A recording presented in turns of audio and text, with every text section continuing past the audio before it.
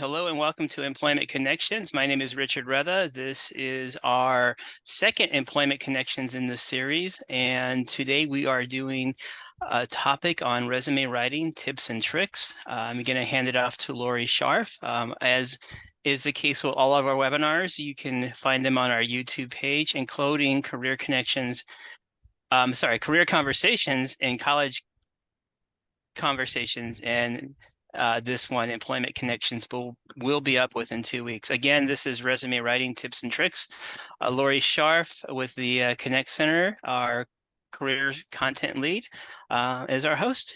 Lori, Barbara, thank you. Welcome. Thank you, Richard, and thank you everybody for attending this evening.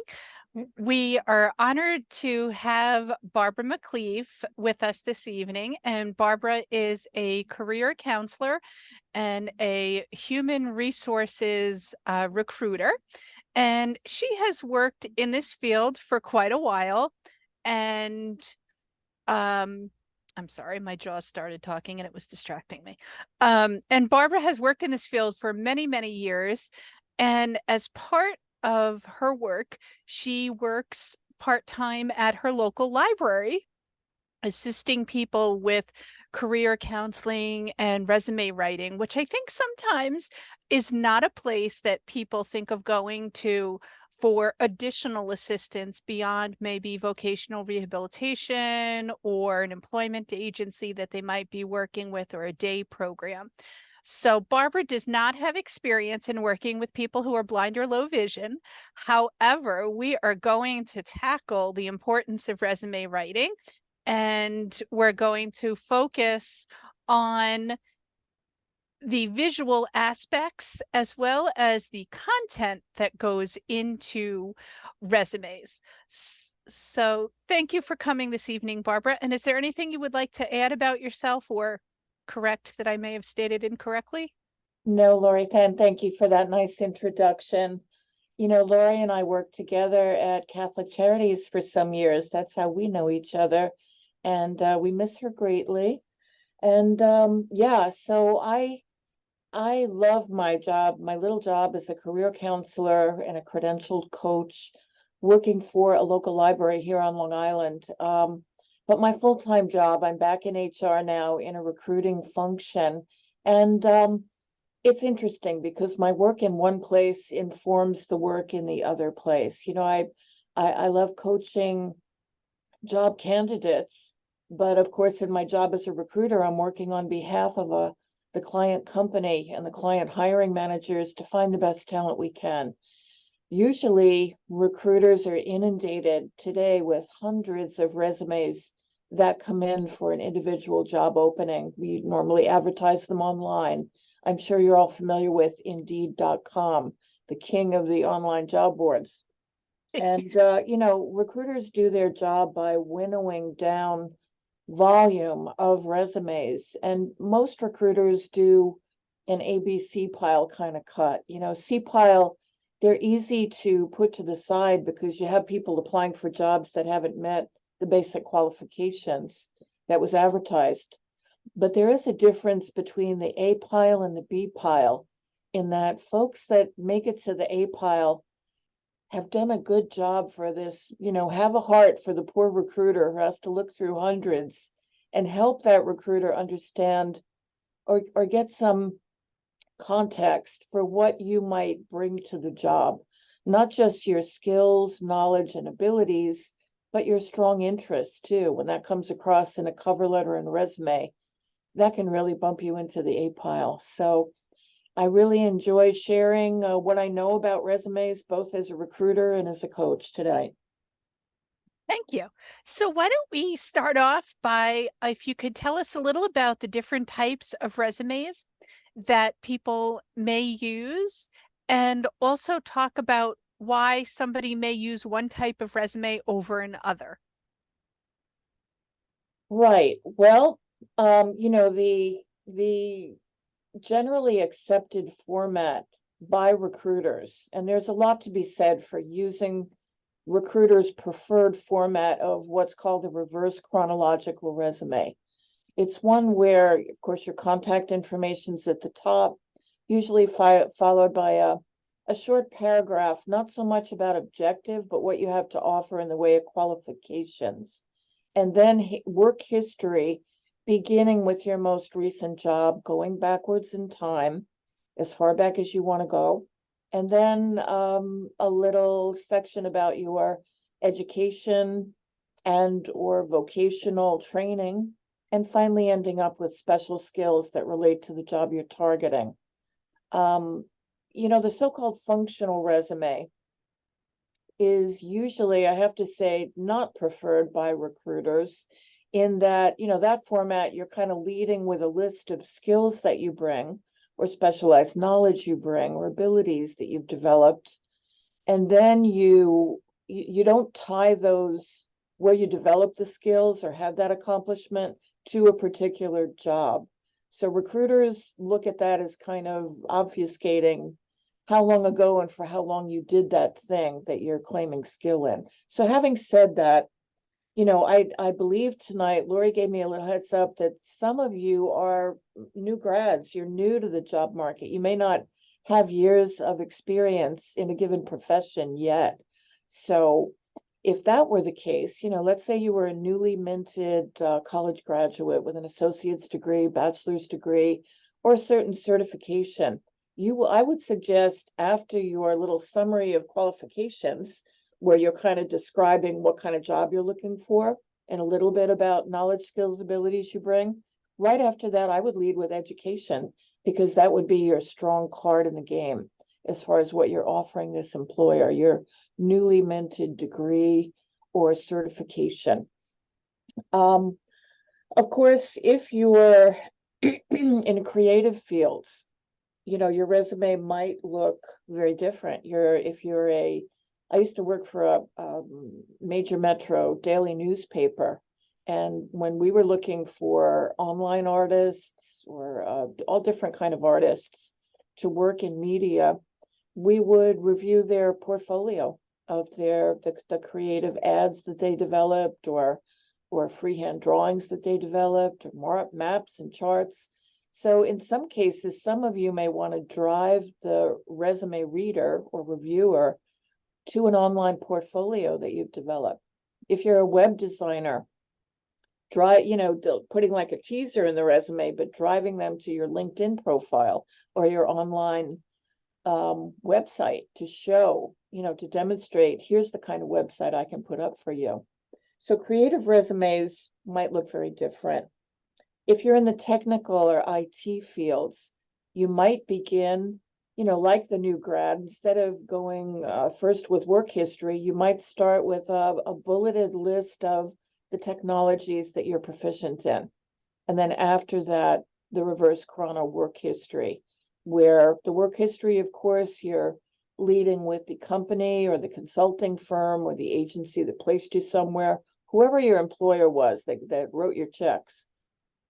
And then your job title, and then I would say relatively little white space describing the role that you were playing, and more white space on the page talking about what you accomplished in that job or what you learned in that job if you were, say, an intern. Professionals in fields that have some years of experience, and to me, one could call themselves a professional, when you reach full competency in the job, let's say 3 to 5 years in a function. After that, I would recommend an accomplishment-based resume, where again, you are spending relatively little white space talking about what you were hired to do. In other words, what this role is, and more white space on the job, talking about some of the results that you achieved either individually or perhaps collaboratively with a team. Academics, of course, their resumes look different too. Academics, it's important in academia, I think, to have published works. And you might have a list of articles that you've authored. If you work in media, if you work for an ad agency, you would allude to well-known name brand campaigns that you've worked on, either in client service end of the business or creative. So, yeah, resumes do look different depending on your background and the profession you're entering. So outstanding examples, and you were very thorough on covering each of them. For resumes in general, what is the longest a resume should be? At the beginning, you spoke about being kind to the person making the A, B, and C piles. We want to make sure that we don't go on and on and on and get thrown to the C pile for being too long. Oh, yes, thank you for that. And we've all heard of the CV, right? Curriculum vitae that's really in use in outside of the US.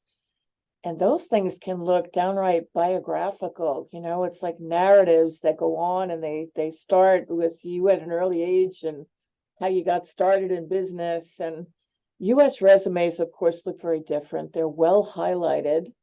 I'm personally a fan of the 2-page resume, particularly for people who have, say, 7 to 15 years experience. You're not going to go on and on if you have 30 years experience like me.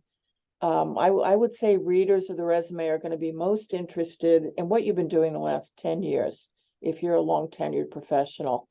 Now, that doesn't mean, and you've certainly heard advice that, gee, the resume needs to be 1 page to have a heart to the recruiter.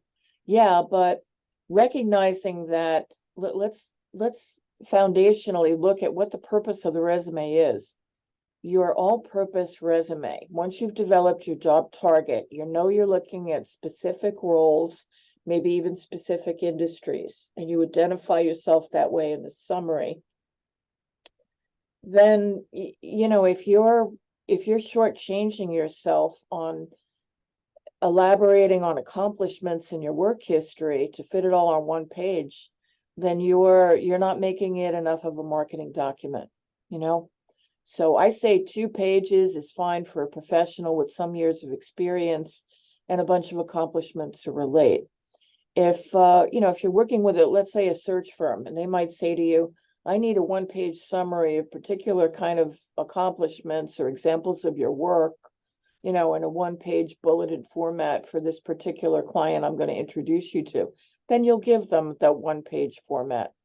But to me, if you understand and you believe that we are all commodities in the workplace, right, as candidates, and our resume is our initial marketing brochure, if you will, the recruiter will really appreciate it if you do recognizable format for them, i.e. the contact info at the top, the summary of qualifications, 6 lines right after that, launch into your reverse chrono work history. They can zoom back to page 2 to see if you have requisite degrees, if they're looking for that. They're not sitting down with a cup of coffee, curling up with your resume. They're zooming to it. They're looking to see where you live. Do you live in some kind of reasonable range of the job? They're looking at your job target that you listed in the summary. Then they're zooming to page 2, maybe looking for your degrees or certifications. And if all that looks in line, then they may, sit down and really look at where you've worked, how long, and what some of the accomplishments were. So I believe in the 2-pager. If you think of it as a marketing document, your past performance predicts your future performance. If you are shortchanging yourself on accomplishment to make it fit 1 page, I'd say, don't worry, make it 2. If you're a new grad and most of your work experience is like internships, kind of things where you've soaked up knowledge, then what you're going to be highlighting in that, it can maybe be collapsed into 1 page where you're talking about how you've acquired knowledge, not just in education, but in some of these internships. Does that answer, Lori? I'm a 2-page advocate for professionals, certainly. Yeah, no, that answers. That's a good answer. What are your thoughts on, you referenced your contact information. I have heard, and I've seen comments on both sides of these topics. Do you include your physical home address? And do you include, if say you're out of high school 20, 25 years, do you include your high school and your date of graduation if you have advanced degrees or certifications? Right. Well, first off, the contact information. in this age of identity theft that we're all living in, I would Mhm. suggest not putting your middle initial on there. I like the 14-point bold centered, your first and last name. I would leave off your street address, but I would put on the town you reside in and/or zip code. Because yes, sometimes employers will be looking for that information. You put down a number, your preferred number for receiving inquiries from the job market, whether your cell phone's the one you want to use, or you want to drive calls to a voicemail where you can think about it before you get back to them. Because make no mistake, that first conversation with a recruiter is going to be part of how you're assessed. So think about that. And to your question, Lori, about including your date of graduation for high school, I would say no. No, it's of course a sneaky way where the reviewer can calculate your age if you put down the year you graduated high school. Now, some of us have gone on to other degrees, later in life. So I would say it's fine to not be consistent here. I would leave off the high school grad year, but if you have advanced maybe certifications that you achieved within the last 2 or 3 years, I would definitely put the year in to show the currency of this information. And it also would show a pattern of lifelong learning, that you're not just doing nothing, you're expanding your knowledge base. You're singing my tune. You can see how you're starting to put in qualitative information about yourself in the APH resume. The recruiter's getting a sense of, from the cover letter too. I'm a fan of cover letters, custom cover letters for each job you're applying to, because some of us are chipping away at school while we're working, or we cycle in and out of school as we make enough money to go back in and chip away at that degree. And what does that say about you as an individual? It really speaks volumes, as to your motivation for getting this degree. Yes. What would you say about tailoring your resume based on the skills listed in a job posting?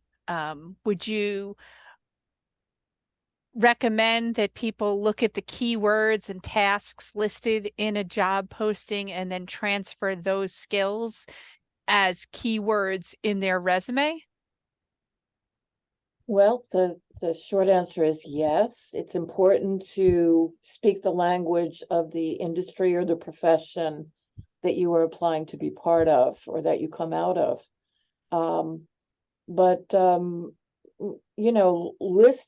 making a laundry list of skills and keywords needs to be borne out in the body of the resume. If you're going to really allege that you have negotiating skills or something, then you realize recruiters don't get paid for believing everything they hear. They're looking for demonstrated ability. If you claim specialized knowledge, they're looking for, where did you get it, either at work or in education, and some mention of that in the resume. But maybe the shorter answer is yes, you want to use keywords prevalent in the industry you're approaching. For example, I've never been called in any job that I've held a talent acquisition specialist, but that's how I open my resume. I describe myself as a senior talent acquisition specialist because that's what my market calls people like me, i.e., recruiters that work inside companies or corporations. Recruiter, the word recruiter today almost bespeaks third-party recruiter search firm kind of person. Now, having said that, when I write my work history, I call myself an HR recruiter because that's my title at Catholic Charities. Prior to that, when I was at Newsday, they called me a staffing specialist. So I put those job titles as my company called me in the work history. But the summary will just certainly, you definitely want to put keywords in there because, especially with artificial intelligence now, Some companies are using resume sorts by keyword. Great answer. Okay, so in the interest of time and further questions, let's Richard, Katie, and Lee, my colleagues from the APH Connect Center, do any of you have any questions? And others, feel free. I know we have a few questions here in the chat that we'll get to, but feel free to add more. Lori, it's Lee. I've got a question for Barbara. My Hi, question Lee. is, my question really is about including references with the resume. Should that be done even if they're not asked for? How should you address references when applying for a job through the resume process? I would say no, Lee. I think we need to treat our references, and you should have 3 good ones. And these are not necessarily friends, but they could be peers that you've worked with. They could be people you've worked on projects at school with. They could be professors. Of course, some of the best are former supervisors and managers. You want 3 people who will sing your praises and who are speaking to your work persona, right? I mean, perhaps some companies, I know ours among them, look for character references too. But generally, your references should be maybe 3 people who you've spoken to ahead of time to brief them about the company you've applied for and are interviewing with. And maybe only at that juncture, you give the employer the names and numbers of 3 references. So you've had a chance to brief them that, look for a call from this recruiter at this company. And I have told them that I reported to you, and they're particularly interested in my work on this particular team project that we did. Now you're treating your references well. You're not overusing them too. Thank you. Sure. And I think we have 2 or 3 questions in the chat we can field. Sure. Katie? All right, so we do have some good questions, and thank you. Feel free to keep those coming in, and we will get to as many as we can. So the first question that has come up is one about the topic of gaps in work history, and wondering if you can speak to that, how that can happen and what to do about that. Right. Well, one thing I would suggest not doing when you didn't move smoothly from one job into another is when you're listing your dates of employment in the job, take away the months and just have the years in there. So that will, when you say that I've left a company in January 2023, and then your more recent listing is June 2023, you're highlighting a gap for them, right? A gap of several months. But some of you may be talking about a longer gap. Now, some of this explanation, if you had a long gap, let's say you left due to maternity, or you left to go abroad, or you were taking care of a family issue, or you were outside of the classical workforce for a number of years. There are whole programs at the New York State Department of Labor where they deal with what they call returning homemakers program. Some folks are out working out of their home, and then they return to their profession, or they try, or they want to come back in a transitional role. So the main thing to know about that is that don't be an apologist about it. But it can be useful if there were a number of years between jobs, that could be maybe referenced in a cover letter, that the cover letter should be very short and sweet. I like message up front where, why I'm writing in reference to this position you have open. I spotted it here. I'm really interested in learning more about it, being considered. And then on your second paragraph, this is where you get more custom, where you're referencing what their role is and what your relevant or transferable skills, knowledge, and abilities are. And if you haven't worked for some years, you can explain it there. You can say, I'm returning after some years out of the workforce, and maybe some short explanation.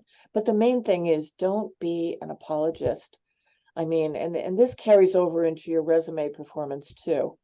You know, if a recruiter asks a question about a gap and what have you been up to, you know, or why you moved, why you made job moves that you made. I mean, our basic story needs to be, you know, I learned so much from every endeavor I've been engaged in, here, there, and everywhere.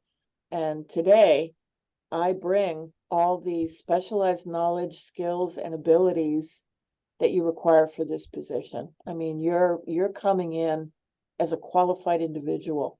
It can be really helpful if you've been out of work for a few years, that you do talk about, as Lori referenced before, that I've always attended to my lifelong learning, particularly my professional education, professional skills, like, you know, being, were you self-paced on learning new technologies? You know, today, of course, there's free tutorials, Microsoft tutorials. We all need to be more than a handshake familiarity with the Microsoft Office suite. And a lot of that can be done online for free, but you can augment it at resources like, in New York, they call it the One-Stop Career Center. These are like super centers in the Department of Labor, where they run computer classes and they have special programs for special needs folks. And the one stops that Barbara is referencing are available in every state, and they are required to either work in conjunction with your vocational rehabilitation provider or separate from them. So it is a great resource to try out.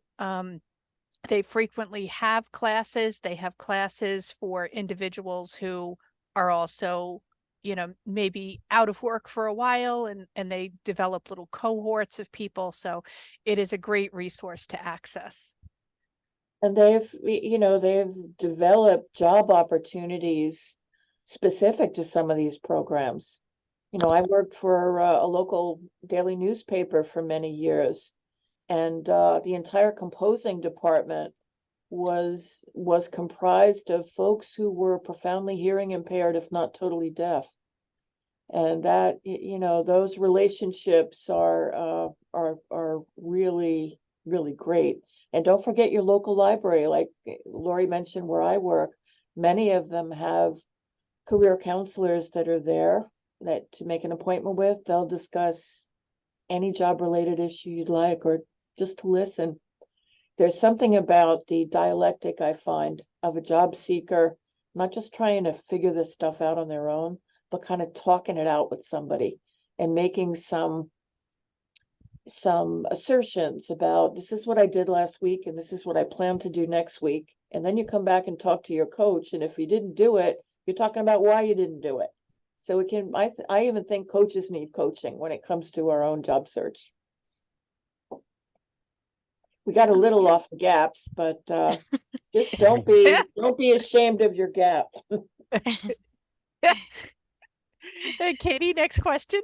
All right. So, someone has worked in a career for a long time and they've been advised to use a functional resume. Is there a rule, like any kind of rule for the length of the work history, or what type of resume formatting to use? I'm wondering what the rationale was for recommending the functional resume.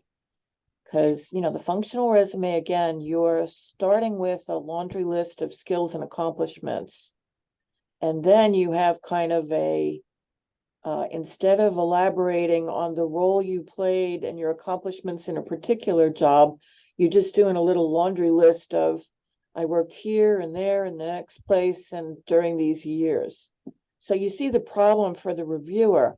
They're wondering if you allude to some skill you developed in your list of functional accomplishments, they don't know whether you did it 30 years ago or 10 years ago or for 2 weeks or for 5 years. You know, that's what the functional resume stymies, that kind of assessment. You know, just saying. as far as being recruiter friendly. They're usually looked at with some suspicion in my experience. I remember years ago when I was transitioning into outplacement career counseling from an HR role. And I brought a functional list like that of my transferable skills because I wanted to get into a new industry.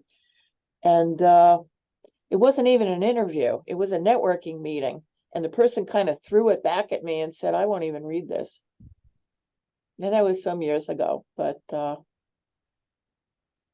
don't know. Let me say this, I do career counseling for people with mostly business backgrounds. That's what I know. That's where I come out of. And I think she just clarified, Katie, if you saw that. Thank She you, says Richard. 15 years in the same job, 25 years with the same company. Right. So in that case, you would list that job along with the tasks associated with that job and the duties and maybe the career that you evolved in that position. That's the thing, a lot of people, especially when they're collapsing their resume into one page, you may be leaving off your progressive, that you took on new job titles perhaps, or laterally you moved between departments in a company perhaps. But you do want to show all those job moves. That's another reason I like the 2-pager, where you can show how the job grew around your capabilities over your many years at that company. But if you don't have classical promotions or title changes to put in there, no worries, because everyone knows they're so stingy with giving you promotions and new job titles. Yep. But that doesn't mean that the job has not grown around your capabilities over the years. In most cases, in my experience, once you become fully competent in your job, you're able to handle more. You either handle more volume or you handle more things, or you're tapped for special projects and stuff. So, you can make that case even with one title that you held for many years. Barbara, this is Richard, and I know we have several more questions we're going to get to. What are some go-to places that people can have their resume checked, referenced, looked over, whether in person or online? Do you have any must-haves or something in your toolkit that you can refer people to if they don't have access to you? Yeah, you're talking about free services here. The libraries are great because you got professionals there. I don't know about any free online services that will review and comment on a resume. Free or paid, or paid. Yeah.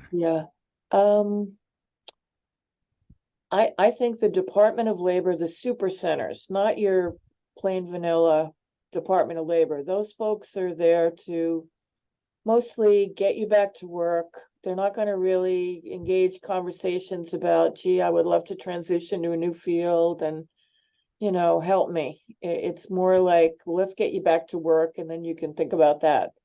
But when you go to a one-stop career center, like Lori was saying, there's particular specialists. There's specialists that deal with veterans, specialists that deal with returning homemakers, voc rehab people, like Lori said. And these folks, a point I wanted to make earlier was, I can talk to you about people like me, people at the library, they can talk to you about generally accepted resume format, but you're always going to want to be open to peers in your network, people who are either working in the role you want, a coworker type, or people who are the level above, the kind of person that would be your hiring manager or supervisor, or specialized third-party recruiters. If they feel they can place you, they're definitely going to give you their 2 cents about your resume and maybe, juggle the bullets that you have. They're going to say, this accomplishment, you may be proud of it and think it's great and you got a lot of kudos in the past, but today this is what's hot. An example might be, you've worked in a company that's experienced radical downsizing and you've been, experienced that and you've taken on more when the staff got smaller. they can tell you what's important to highlight first off. So in essence, the advice is your resume is never done. After you want to talk to someone who can tell you about the basics and format, then you want to really listen to your network about because they know your job market intimately and currently. Thank you. And sorry, Richard. Go, you're good. Go ahead. On the topic of the one-stop centers, we have a question asking if they offer any programs or classes online. I would check. Some of them started doing online stuff during COVID. Some of them I know have stopped, but some of them have kept them up. So I would check within your state, and I would say some neighboring states, because sometimes they don't necessarily require residency because you may move for a job. All right.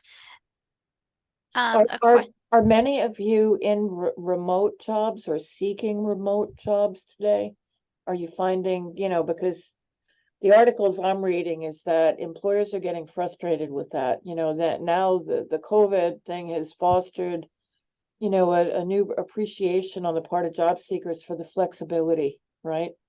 I can contract and expand my hours. I can be home when this contractor's coming to work on my refrigerator while I'm still being productive and working. But employers are, there's a bias now toward getting people back in the under the roof. Yeah. Yep. So we do have a question asking that I just saw come in, and I did want to cover this, and I looked at the time and skipped it. So if you could just speak, you mentioned before 14-point font for your name and contact information at the top of your resume. What would the other fonts be preferred, and point size, if you know that? Okay, again, this is in the category of have a heart for the poor recruiter. I think you want to go 10 to 12 point font and no smaller. I like non-serifed fonts. You know how some of us are enamored by all these curly Q and all the cute fonts that are out there, but some of the ones that I like, that you've heard the term non-serif. It means doesn't have the curly Q on the edge of the letter. So some examples are Calibri is one I like a lot. Arial, Tahoma. Those are ones I use in my own business correspondence, and I particularly appreciate when reviewing resumes. You really don't want So- somebody to have to struggle to make letters out. The more fancy they are, the harder they can be to Yes. read, especially if you're reading on paper. Right, and part of that is a well highlighted resume, where you might be, the section headings, work history or professional experience, whatever you use, and then later education, later special skills. Maybe you do those in bold caps, and your employer name in bold, perhaps. Your title, perhaps unbolded but underlined before you launch into narratives. Great. All right. And we've talked, you mentioned, talking about the formatting and visual look.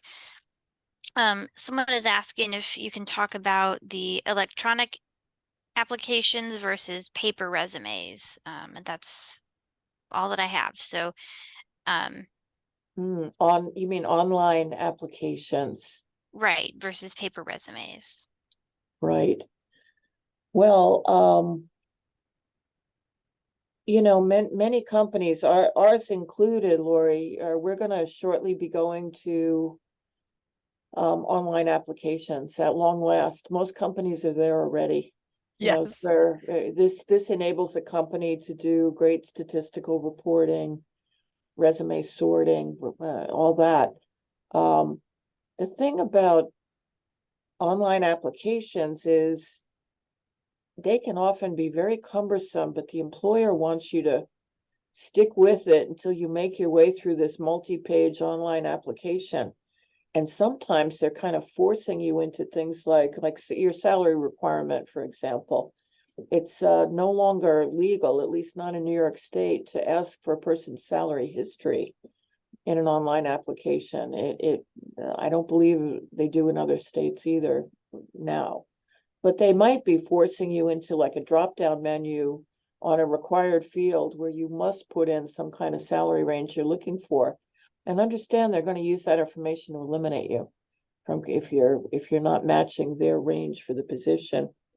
So online applications, there's a lot read in the written in the HR literature about how many applicants bail out midway on an online application because it's too cumbersome. Now job seekers have a lot of choice today. Back in the day, government job applications were the worst. They could be 20 pages long. And Yes. so I would have a good resume in your back pocket, your good all-purpose resume. I did see one question. Someone brought up the idea of transitioning. Resumes maybe you'd be highlighting different things in a transitional resume, right? You'd be doing a lot of research about what aspects of your knowledge, skills, and abilities are transferable, right? I think all of us will agree that if we're leaving one industry and kind of role to go to a whole new one, there's certain aspects of our background that we shouldn't waste white space talking about because it's not relating to the new job too well. However, there's a whole contingent of our knowledge, skills, abilities that translate very well between industries and job roles. So that's kind of the first task. Of course, in your work history, you're going to tell nothing but the truth about the job you were hired for, what that job entailed. But when it comes to the bulleted accomplishments under that little tiny job description, it's really up to you what you want to highlight. I say one good bullet for every year on the job. I always give the example of myself. Years ago, when I was young in the HR business, working for a newspaper, I was secretary to the director, and I was doing a lot of stuff with employee recreation. And I was on a committee where we planned a picnic for 10,000 people. And I was real good, proud of that for many years, but that's dropped off my recruiter resume now at this point, right? So. All right. Another question about if you are maybe a high school student or even someone maybe without a lot of past experience who might be applying for their first job, what are your thoughts on listing unpaid, volunteer experience to show the employer? Absolutely. So impressive. And, you asked about specialized resumes. I'm thinking, Lori, of our not-for-profit business. I came out of corporate environments, consulting and business, and come to work now for a human services company that's not for profit.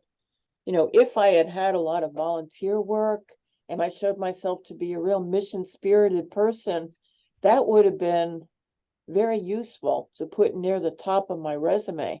Otherwise, I got this job through networking, but on the face of it, if I had applied with my media background and my consulting firm background, I doubt if Catholic Charities would have seen me as a viable candidate, really.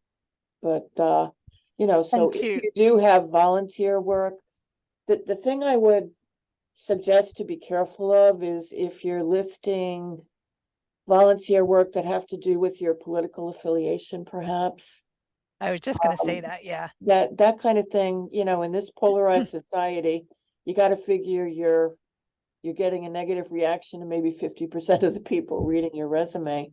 So, but on the other hand, if you're a proud member of the PTA program and you're contributing to, good community work, that kind of stuff is great. Now, I think the question was also about, students that don't have a lot of work experience, but yes, perhaps they have internship experience. Now, I'm not suggesting that an intern would have a whole bunch of business accomplishments after their internship, but they would certainly talk about how they were immersed in soaking up learning, right? They were observing, they were monitoring, they were acquiring a certain kind of specialized knowledge that relates to their job target. So unpaid work history is work, make no mistake. Mhm. And Yeah. for high school, for people that are in high school, the other thing to remember is that working as part of a group project in a club or things like that are also things that can be listed on your resume as volunteer experience because it's expanding your education. And skills and experience. Mm-hmm. Yeah. It goes to that, help the poor recruiter by giving as much qualitative detail as you can. What is your persona? They can extrapolate how you're going to behave on the job by how you behaved as a student and your track record of achievement. As Lori said, it might have been on a collaborative project. It might be your grade point average. Evidence of achievement, evidence of performance, have done, can do. All right, we have a question here about the cover letter and asking, when writing a cover letter, who should you address it to if you don't know the name of the person who will be reading it? I think you're safe with saying, dear recruiting professional. When you think about who your resume has been directed to go to, it's either a company HR department, recruiter.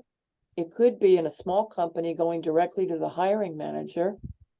Or it could be a third-party recruiter if an employer has retained them to go through a whole bunch of people and present a small number of qualified candidates. I think if you say, dear recruiting professional, you're safe. The cover letter format, while we're on it, just briefly, I like a custom cover letter to each job. You'd be surprised how many people apply for a job that has not a lot to do with their stated goal in their summary. Like, you're saying I'm an entry-level accounting clerk, but you're applying to us for a weekend caregiving job. Don't do that. Don't do that. At least don't do it without explaining in the cover letter that, yes, I am an accounting clerk looking for a supplementary employment, as a weekend caregiver or something. So the cover letter, I like a 4-paragraph format. The first, why you were writing. You reference the job, where you heard about it, and your interest. Second paragraph, why you? You allude to what you've gleaned about this job, what knowledge, what skills, what abilities. If you're a student, you're harking back to your record of achievement as a student, or, maybe you've worked your way through school. The third paragraph, why them? Be careful here. You don't want to pay insincere compliments to companies, but you can usually find on their websites, which are kind of Valentines to the company, you can find that they're noted for this, that, or the other thing. Maybe they're a innovation company, or they're, a family-friendly company. But if it is one of those most admired companies in your locale that you would love to work for, let them know it. Let them know you're a fan. But be careful of insincere flattery. Recruiters don't like it. The fourth paragraph could be a suggestion for next steps. That could be a boilerplate language like, there is much more to my background and qualifications that should be of interest. And I would welcome the opportunity for a personal meeting with you. I will call your office within the next week or so to see if we can arrange a meeting. You can try it, and you can call them. I work with a lot of non-exempt level caregivers, which is a big need for us. And sometimes, I'm going through a pile of resumes. Sometimes the phone will ring and it'll be somebody who said, I just applied on Indeed, but I thought I'd call you too. And I do an impromptu interview with them right there on the phone. So initiative is good, right? Initiative is great.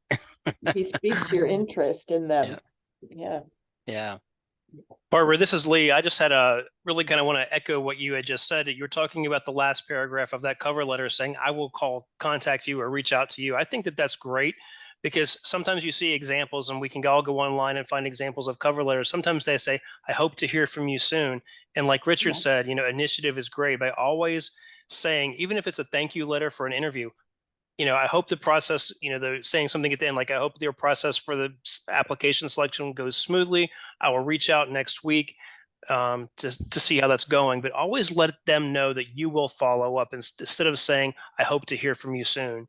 I think that that's really important for people to know. Lee, it's surprising how few people do it, and that's also why it's so impressive. It really sets you apart.